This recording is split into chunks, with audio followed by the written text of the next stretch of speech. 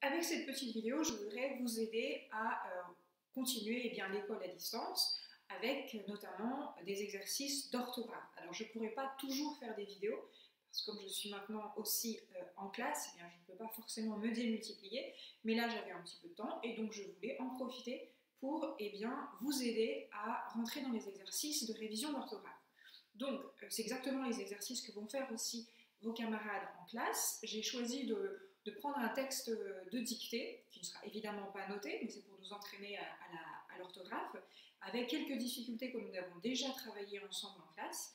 Donc, d'abord des exercices qui vont faire travailler certaines règles. Ensuite, on corrige les exercices. Alors, moi, en classe, vous corrigerez avec la rédaction, ou peut-être avec un adulte. Ensuite, moi, je dicterai le texte en classe. Alors, si un adulte chez vous ou un grand frère ou une grande sœur veut bien vous le dicter, eh bien ce sera bien. C'est plus difficile de faire la dictée quand on est tout seul. Ensuite, on se corrige. Il y a forcément des règles que vous avez oubliées, des mots que vous ne connaissez pas parce que je n'ai pas donné de mots à apprendre. Et donc, c'est pas grave. Concentrez-vous sur les règles que l'on révise là en ce moment. Et forcément, il y aura des fautes, et c'est pas grave, on les reprendra ensemble. Je proposerai pour ceux qui le veulent un temps d'échange par par visioconférence cet après-midi pour ceux qui le veulent, à voir avec vos parents, où je pourrai éventuellement répondre à vos questions, que ce soit en orthographe ou en mathématiques, puisqu'en mathématiques vous aurez aussi quelques petits exercices à faire. Donc pour les exercices d'orthographe, 3 règles à réviser aujourd'hui. La première porte sur les verbes pronominaux et particulièrement sur le passé composé des verbes pronominaux. Donc déjà, verbe pronominal, est-ce que vous avez des exemples en tête? Par exemple, se dépêcher, se réjouir, s'endormir, se mettre au travail, se promener. Gardons le verbe se promener. Se promener, si je le conjugue au présent de l'indicatif, je me promène, tu te promènes, il se promène, etc. C'est pour ça qu'on l'appelle pronominal.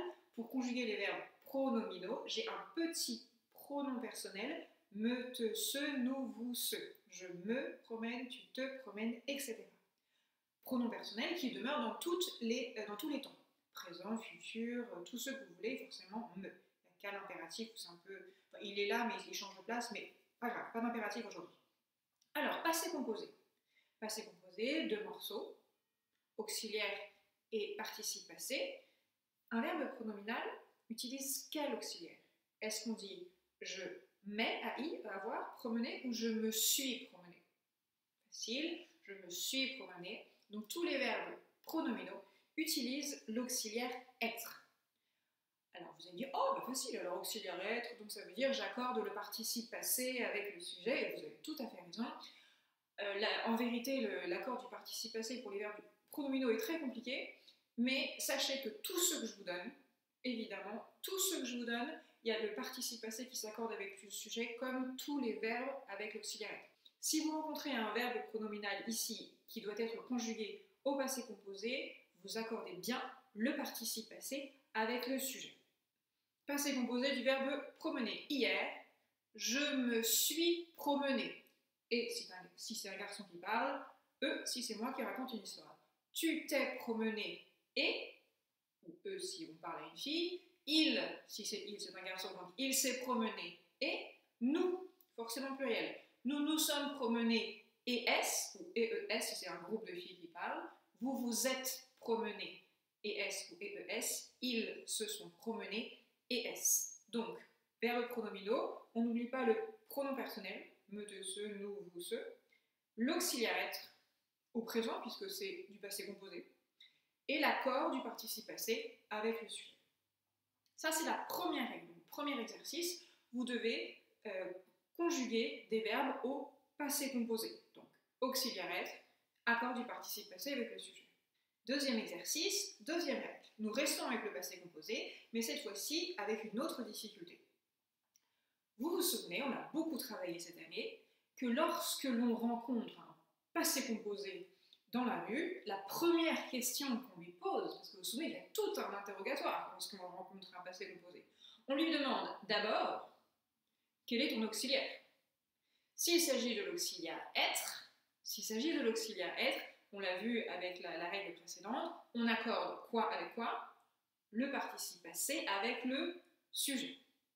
Si la réponse est avoir, ah, votre auxiliaire c'est avoir, très bien, patientez un peu, j'ai d'autres questions qui arrivent. Quelle est la question suivante? Y a-t-il un COD? Si la réponse est non, circuler, il n'y a rien à voir. On n'accorde pas. Si la réponse est oui, si la réponse est oui, je vais devoir vous poser une question supplémentaire. Si la réponse est oui, j'ai besoin de savoir, cher monsieur, si votre COD se situe avant le verbe ou après le verbe. Si le COD se place après le verbe, circuler, il n'y a rien à voir. En revanche, si le COD se situe avant le verbe, alors là, attention, si le COD se place avant le verbe, je dois accorder, oui, très bien, mais quoi avec quoi? Je dois accorder le participe passé avec l'objet, avec le COD. Donc si nous prenons par exemple la phrase « Jean a dessiné une vache ».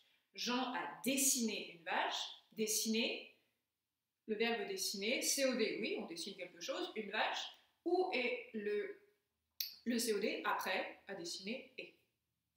Si par contre je reformule la phrase avec un pronom personnel, Jean l'a dessiné.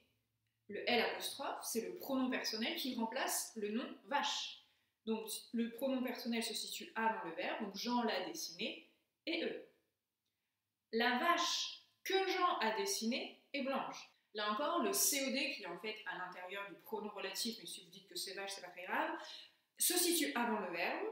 Comme il est situé avant le verbe, j'accorde le participe passé avec l'objet. Et comme ici, l'objet, le COD, c'est la vache qui est dessinée, féminin singulier, et eux.